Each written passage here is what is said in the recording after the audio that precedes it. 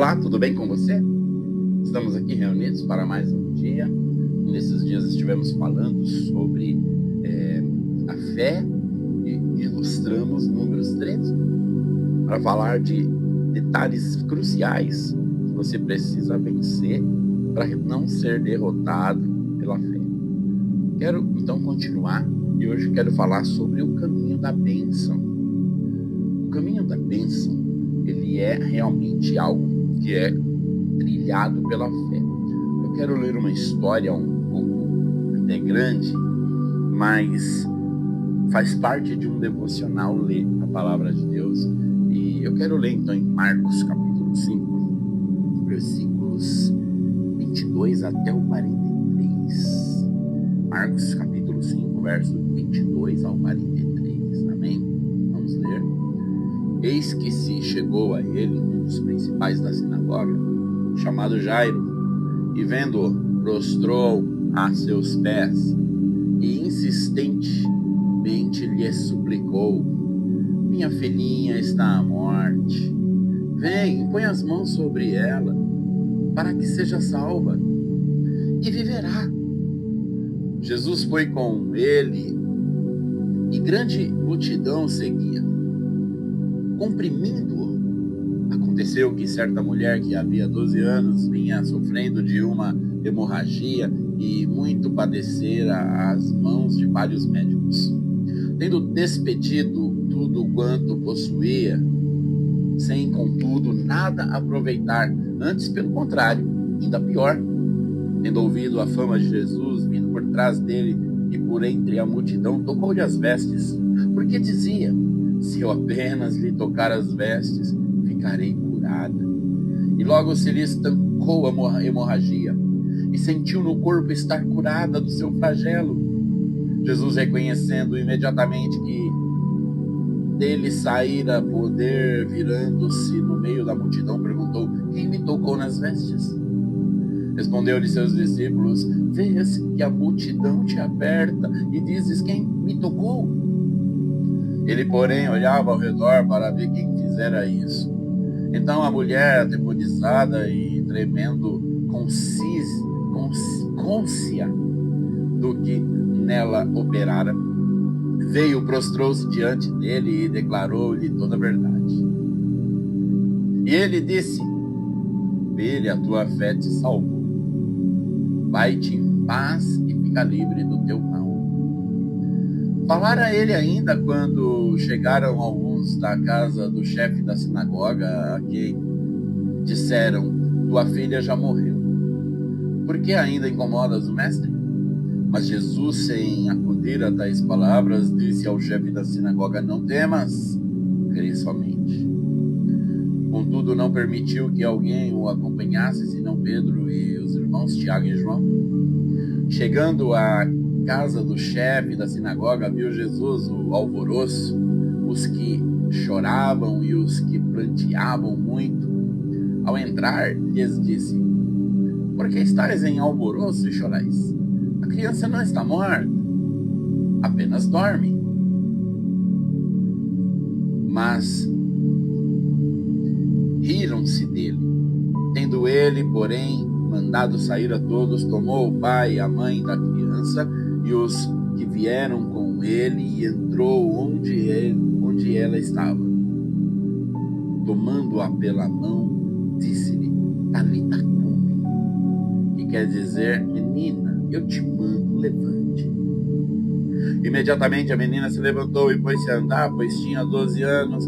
Então ficaram todos sobremaneira admirados, mas Jesus ordenou-lhe que expressadamente a ninguém o soubesse, e mandou que dessem de comer a menina. Esse é um texto conhecido na palavra de Deus. E nesse texto, eu gostaria então de compartilhar com você sobre o caminho para alcançar a bênção de Deus. Ou seja, o caminho para que vejamos a concretização do que o Senhor quer realizar em nossas vidas. E nesse caminho precisamos entender: na vida existem fatos e existem verdades. O fato é que podemos perceber com os nossos sentidos. A verdade é aquilo que Deus diz. Então nós vamos falar de Jairo. Não importam os fatos, o que importa são as verdades ou a verdade. Porque o Senhor Jesus é a verdade, Ele é a palavra. Por exemplo, é fato que certas doenças são incuráveis. Todavia, a verdade da palavra de Deus diz que todas as coisas são possíveis. Também é fato que vivemos no meio de uma crise econômica.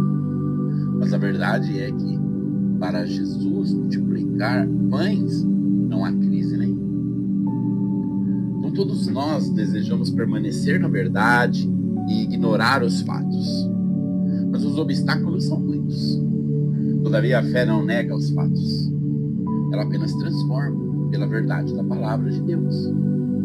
Mas alguém pode dizer, os fatos são verdades. Não, os fatos são apenas o que está acontecendo no momento. E cada pessoa pode interpretar da seguinte maneira que quiser. Mas, quanto à verdade, não cabe interpretação. A verdade é o que é. O Senhor Jesus é a verdade. Não é questão de interpretação, nem de opinião. A verdade não é o que você vê ou ouve, não é o que você sente ou toca. A verdade é a palavra de Deus. Eu quero a verdade da palavra de Deus, embora eu saiba que os fatos existam e às vezes eles estão contrário à palavra, mas eu não vou viver em função dos fatos e sim da verdade. Precisamos ter essa lição imediata, presa, impregnada na nossa mente, para que nós possamos sempre colocar a palavra de Deus no seu devido lugar no nosso coração. Há uma ilustração muito conhecida que explica bem a diferença entre fatos e verdade. Ela fala do elefante e do cego. Havia um grupo de cegos em volta de um elefante e cada um deles tentava descrevê-lo para os outros. Um cego então pegou o rabo do animal e disse: o elefante é fininho. Outro cego pegou na perna e disse: não, ele é muito largo, parece uma coluna, de tão forte que é. Já o terceiro cego agarrou a tromba dele e disse: não, ele é flexível, parece uma mangueira. Ainda outro cego tentou abraçar o corpo do elefante e concluiu: todos estão errados. Ele é macio, é largo, nem consigo sentir seus limites. E eles não puderam chegar a uma conclusão, pois cada um tinha um fato. Em nosso exemplo, o elefante é a verdade, mas cada interpretação que deram a ele era um fato, ou seja, a verdade é absoluta, mas os fatos são uma questão de interpretação. Fato é o que você consegue enxergar, é a parte com a qual você tem contato, é o que você consegue explicar. A verdade não. A verdade é o que a palavra de Deus diz. A fé, ela não nega os fatos, ela apenas se apega à verdade. A fé tem o poder de transformar os fatos pela verdade.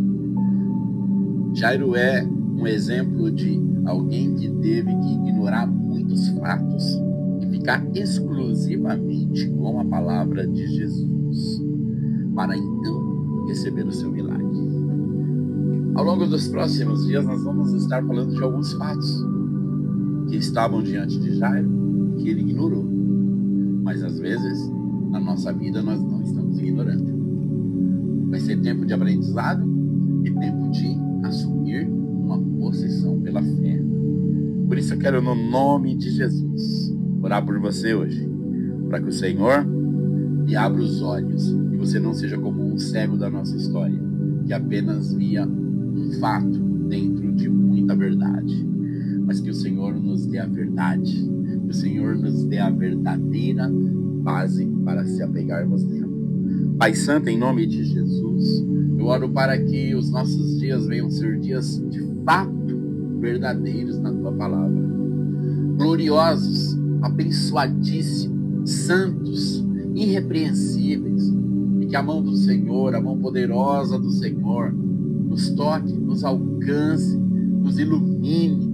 Pai amado, em nome de Jesus, coloca-se diante de nós tua palavra santa, tua palavra viva, tua palavra verdadeira, em nome do Senhor Jesus. Aleluia. Glória a Deus. Amém. Tenha um dia maravilhoso.